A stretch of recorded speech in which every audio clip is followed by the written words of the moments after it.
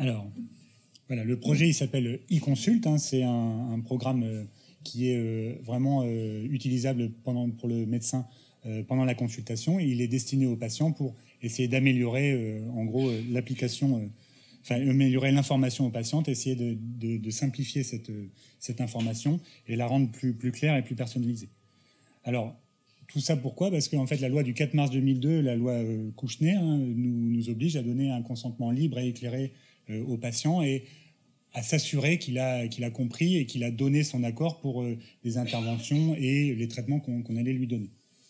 Alors, beaucoup de médecins ont des manières personnalisées de consulter. Certains utilisent des schémas, notamment en chirurgie, c'est assez facile. Hein, on trace des cicatrices, on représente des organes. C'est peut-être un peu plus délicat quand on donne des molécules de chimio, d'expliquer des mécanismes. Alors, on peut avoir l'usage du mot, mais c'est vrai que le dessin, des fois, facilite un petit peu la consultation et l'information. Et cette application va clarifier un peu tout ça et va essayer de délivrer d'abord des beaux schémas à la patiente et des schémas plus clairs, et va aussi changer un petit peu la physionomie de la consultation. Pourquoi? Parce qu'au lieu d'être face à face, médecins et patients sont un peu côte à côte et regardent ensemble le même écran pour essayer de comprendre et de suivre au fil de l'eau la consultation. Donc avant, on avait ce genre de schéma. Vous comprenez bien qu'en regardant tout ça, on s'aperçoit que c'est un petit peu brouillon, quoi. C'est la patiente, elle repart à domicile avec une planche qu'on lui a donnée, donc une planche anatomique dans le meilleur des cas, ou alors un dessin qui a été fait à main levée à l'envers par le médecin, et qui est souvent un petit peu brouillon au bout de la 15e consultation. Donc c'est clair au départ, donc elle dit très bien, j'ai un schéma, j'ai bien été informée. Puis quand elle rentre à la maison, déjà c'est un petit peu moins facile, et puis quand elle veut expliquer ça à son conjoint, elle dit ah oui, finalement là il m'a expliqué quelque chose, mais j'ai pas très bien compris, voilà, pourtant je pensais avoir tout compris, bon finalement il va peut-être falloir que je le rappelle, puis finalement on n'est pas rappelé. Et la patiente arrive sur la table d'opération et elle n'a pas trop compris ce qu'on allait lui faire, elle ne se rappelle plus, etc. Donc c'est toujours un petit peu délicat. D'autant plus que quand on parle de cancer en consultation, vous comprenez bien que tout d'un coup, voilà, les écoutilles se ferment, les patients n'entendent plus, et c'est toujours plus difficile pour nous de faire passer des messages et de dire à la patiente on va vous enlever le sein ou on va en retirer la tumeur. Et la patiente, avec le stress, peut mélanger les informations, d'autant plus que maintenant, on a de plus en plus de manipulations à faire avant, entre le ganglion sentinelle, le repérage, etc., etc. Donc, c'est des étapes distinctes qu'on essaye d'expliquer aux patients, et des fois qui amènent beaucoup de confusion lors de la consultation.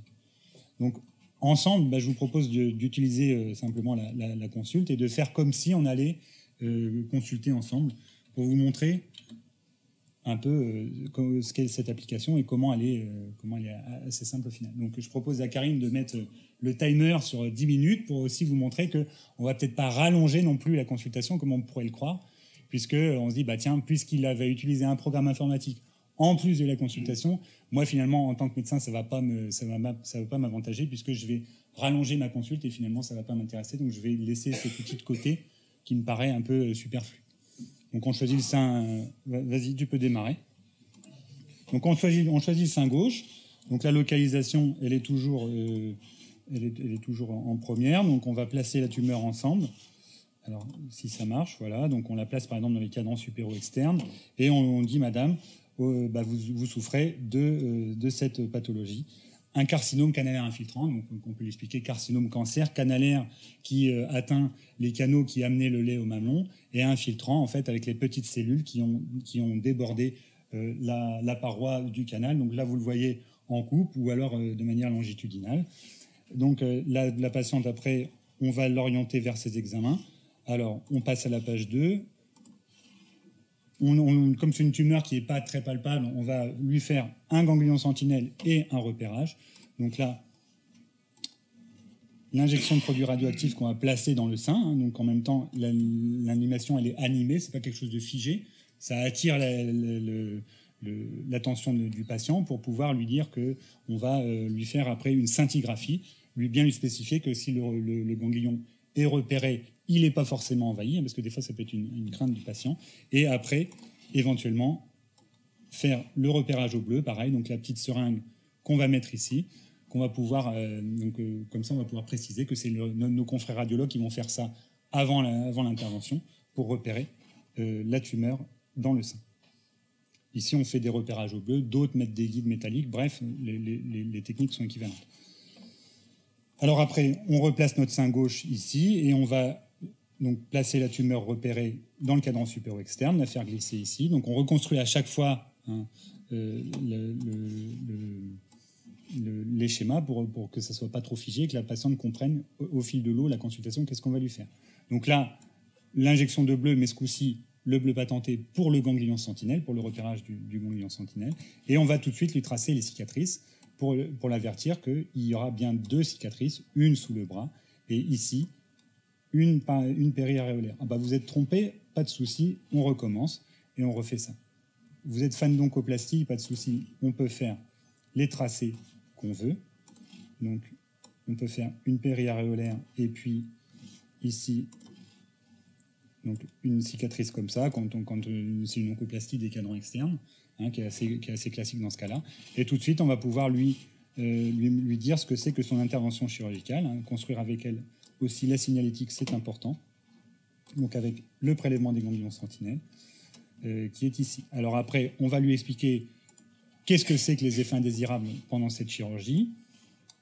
Douleur, abcès, hématome de manière classique quand on opère n'importe quel site, et la lymphocèle, la collection de lymphe sous le bras ou au niveau de la tumorectomie. Donc ça, c'est une complication un peu plus spécifique de la chirurgie mammaire. Et les suites opératoires, elles peuvent être marquées par une reprise des berges ou un risque de réintervention chirurgicale. Alors, expliquer la reprise des berges à une patiente, c'est compliqué. Nous, on a trouvé la solution. On revient ici. On lui dit, idéalement, on essaye de faire comme ça. Donc là, la patiente comprend bien la tumeur avec du tissu sain autour. Et malheureusement, des fois, on lui dit que le chirurgien n'est pas Dieu tout le temps et qu'il peut passer à travers la tumeur quand il opère. Voilà. Donc ça, maintenant, elle comprend pourquoi on va pouvoir la rappeler chez elle après X jours quand elle a repris une activité normale et qu'on va devoir lui dire « Madame, il faut vous faire réopérer parce qu'on n'a pas tout enlevé dans la chirurgie ». Donc après, une fois que ces effets indésirables sont passés, on va l'orienter vers les traitements adjuvants parce que c'est important. Malheureusement, c'est une tumeur grave, donc elle va avoir elle a un mauvais pronostic, elle va avoir de la chimiothérapie. On lui pose tout de suite le schéma du site et éventuellement, pour faire plaisir à Monsieur Denis, la radiothérapie. Voilà, donc on peut soit les mettre côte à côte ou même les fusionner pour montrer un petit peu comment ça va se passer et à quoi ça va ressembler après. Alors d'un point de vue moléculaire, on peut passer sur la page 5 et lui dire tout de suite qu'il va falloir qu'elle ait des traitements. Les traitements, c'est quoi ? Malheureusement, c'est beaucoup de choses en même temps. C'est d'abord, donc comme la patiente n'est pas ménopausée, elle a des hormones qui circulent, ou alors elle est ménopausée, mais elle se forme à partir de la graisse. Et les récepteurs hormonaux donc, vont capter les hormones qui sont en circulation chez elle pour induire, on le voit bien ici, une multiplication cellulaire. Donc on va lui dire qu'on va donner ici une hormonothérapie, donc qui va bloquer, comme le petit schéma avec la clé qu'on fait souvent en consultation. Ici, on va lui donner, non pas des clous, mais une hormonothérapie qui va venir ici, ce bloqué-là, et on va lui donner de l'herceptine grâce à nos amis de Roche pour pouvoir masquer les récepteurs HER et pouvoir donc occuper ces molécules, ces récepteurs. Donc là, la consultation est terminée, quasi, parce qu'on a tout expliqué. On édite le PDF, alors ça met un certain temps. Vous remarquez aussi qu'il y a un peu de blabla qui apparaît lorsqu'on édite le PDF. Pourquoi ? Parce qu'en fait, on a évité tout ça pour éviter que la patiente aille lire pendant que vous lui expliquez. Donc on a mis tout vierge. Et une fois que le PDF s'édite, on peut en même temps éditer le PDF. Alors là, ça marche peut-être pas très bien, mais normalement, le menu s'affiche. On l'imprime avec la patiente et c'est stocké. Ça peut être stocké directement via votre secrétaire dans le SIH pour garder la preuve de l'information. Donc voilà, ça c'est fait. Et on a mis 6 minutes. Voilà. Donc ce qui est quand même, c'est pas vraiment une perte de temps, quoi. Alors, pour revenir à mon diaporama, excusez-moi, voilà, donc cette application, elle a été évaluée sur une 60aine de patientes, donc avec cette enquête de satisfaction. Comment est l'information pendant la consultation, comment est l'outil informatique de consultation, le document remis et éventuellement quelques remarques des patientes. Et on voit très clairement que l'outil a été plébiscité par la majorité de ces patientes, chez lesquelles on a utilisé.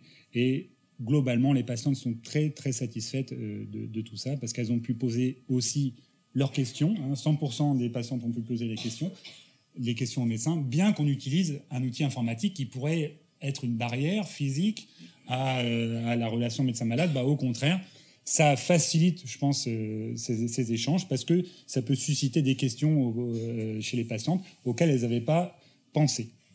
Voilà. Alors après, quelques remarques sympas aussi.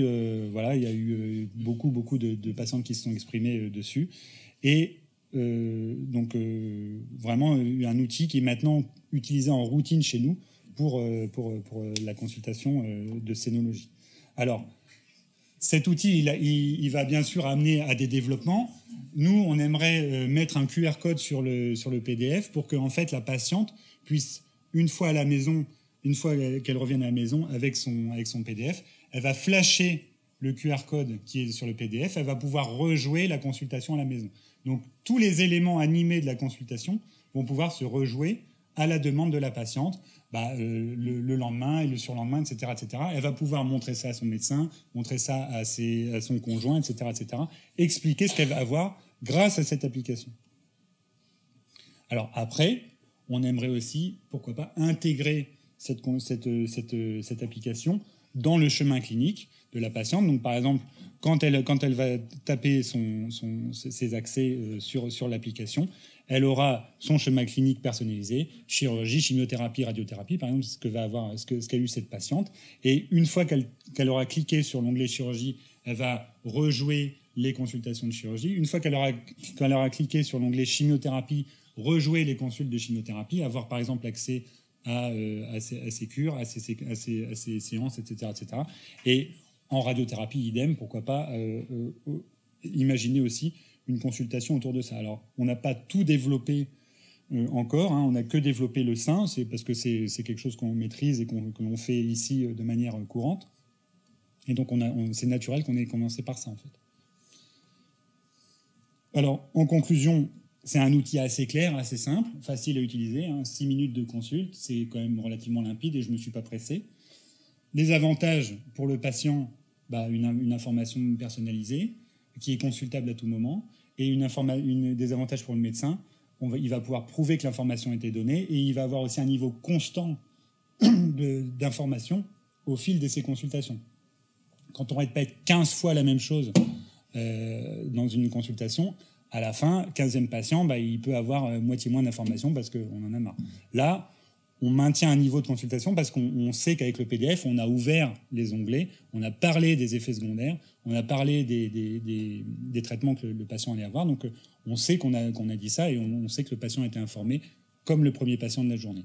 Ça, je pense que c'est important aussi. Études cliniques en cours au centre pour démontrer que l'information que les patients vont mieux comprendre avec cette application. Donc, on va comparer des groupes de patients. Donc, on a déjà fait une étude de satisfaction, mais on va peut-être accentuer un peu dans cette étude clinique.